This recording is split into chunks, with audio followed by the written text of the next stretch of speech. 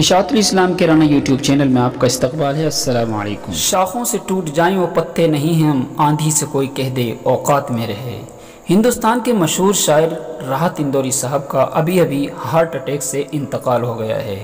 ان کی عمر تقریباً 70 سال تھی۔ کل ہی راحت صاحب کی کورونا وائرس کی رپورٹ پازیٹیو آئی تھی اور آج شام 5 بجے ہی راحت صاحب کے انتقال کی خبر آ گئی۔ راحت اندوری صاحب نوجوانوں اور بزرگوں کے دلوں پر شاعری کا جادو بکھیرنے والے اکلوتے شاعر تھے۔ راحت صاحب کی شاعری بالکل نرالی تھی۔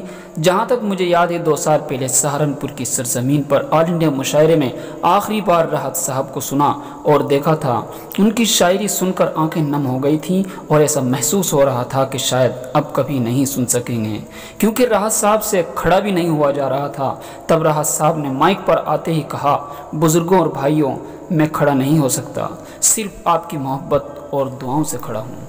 اللہ رب العزت راحت اندوری صاحب کی بال بال مغفرت فرمائے اور ان کے گھر والوں کو اور ہندوستان کو صبر جمیل عطا فرمائے اور ان کا نعم البدل اور نڈر شاعر کوئی پیدا فرمائے، آمین۔ سبسکرائب اشاعت الاسلام کے رانا